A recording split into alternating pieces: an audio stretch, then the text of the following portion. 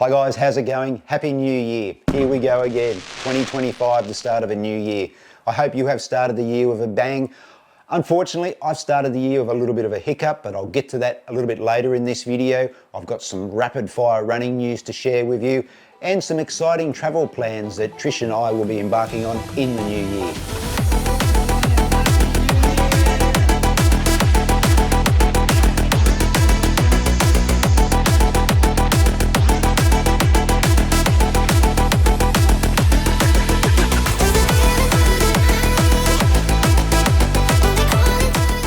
Alright guys, like I said, it hasn't been the greatest start to 2025 for me. That knee niggle I spoke about in the last video has just been really persistent. I was only able to run 4 days Christmas week, just on 38 kilometres weekly mileage.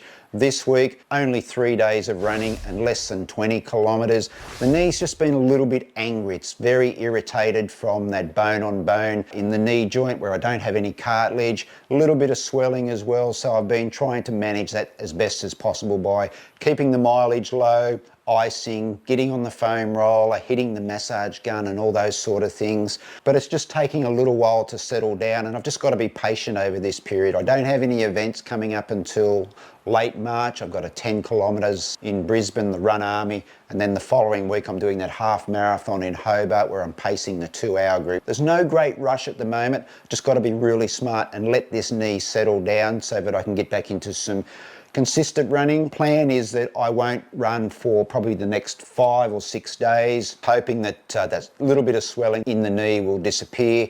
It's feeling really tight at the moment, and I think that's partly to do with the swelling. I know what the cause is. It's that irritation. So I've just got to be patient. Hopefully sort of towards the end of those 5 days, I might be able to jump on the bike and do a little bit of cross training, get back to the gym as well and start just doing a bit more strength training. And then after the 5 days, slowly introduce running back into my routine. Get back onto the grass a little bit just to absorb a little bit of that shock. I did notice that when I ran the Christmas Day park run at South Bank, coming down the hills was really quite uncomfortable. Yeah, I've just got to be patient. It's a quiet time of the year for running. Hopefully after 5 or 7 days, the knee will have settled down and I'll be able to build some running back into my routine. Because I do have some exciting travel news that's happening in February, March for Trish and I that I'll share with you towards the end of this video. There's been a bit happening in recent times to see the end of 2024 and to bring in 2025. I'll get to that running news very quickly. Trish and I started our 2025 with the St Lucia Park Run with more than 200 other runners. St Lucia Park Run, one of the nicer park runs in Brisbane. It runs along the Brisbane River at the University of Queensland. It's an out and back type of course held on a gravel path. The gravel was in pretty good condition considering the amount of rain that we have had over the past few weeks here in Brisbane. There were some sandy patches that you had to negotiate. This is a lovely course because it is mostly shaded, and at this time of the year when it's really quite hot, it is a welcome relief to have a little bit of protection from that beaming sun.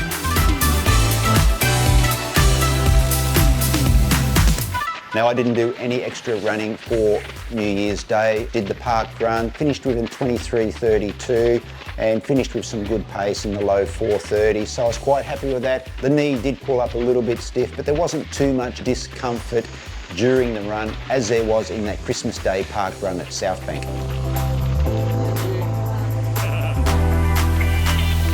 After St Lucia Park Run on New Year's Day, I had Thursday and Friday off. I ran Wynnum Park Run on Saturday, just the 5 kilometres. Sunday was the beginning of this 5 to 7 day period where I won't be running. That was the weekly mileage of less than 20 kilometres. So that was how the week sort of played out.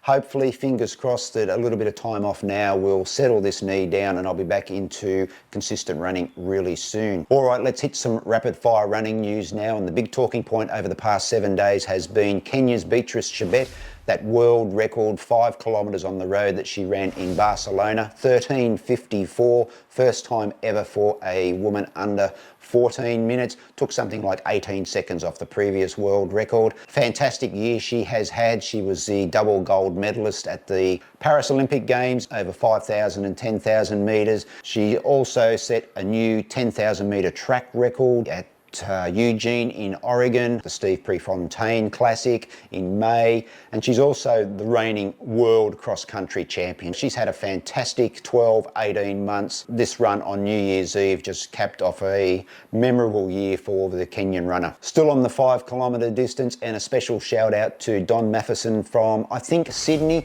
Don set a new world record in the 80 years plus division recently when he ran 22:54 on the track, taking I think 6 seconds off the previous world record mark. And what about this? What a hell of a way to spend a New Year's Eve. The Glass House Standing, the Backyard Ultra, was held on New Year's Eve beginning at 5 p.m. Sean Lyons was the overall winner when he completed 28 loops. Brilliant effort from Sean, and congratulations to all runners who preferred to tackle a special trail course on New Year's Eve rather than go out drinking and revelling to bring in a new year.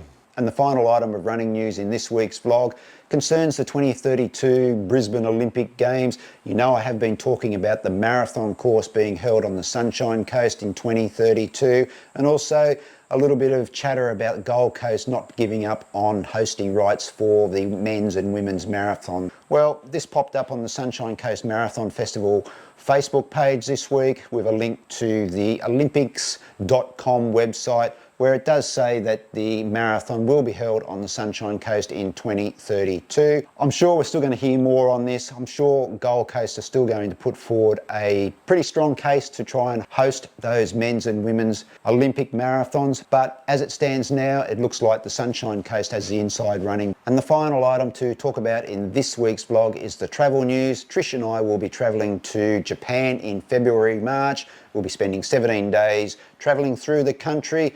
That's one of the reasons why I'm taking some time to get this knee right now, so that I will be able to experience some running adventures in Japan when we are there. Hoping to do a couple of park runs, one in Tokyo and one in Osaka. I think we'll be there on a Saturday.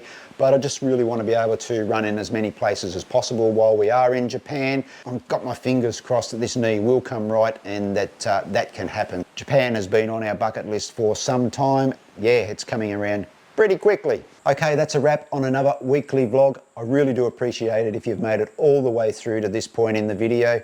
Don't forget to show this video and the channel some love by hitting that like button. Comment on this video, share this video, and tap that subscribe button if you're not a subscriber to the channel. I would really appreciate it. Helps with the analytics here on YouTube to promote this video and to promote the channel. That's it for this edition of the weekly vlog. Wherever you are, take care, and I'll see you in the next video real soon.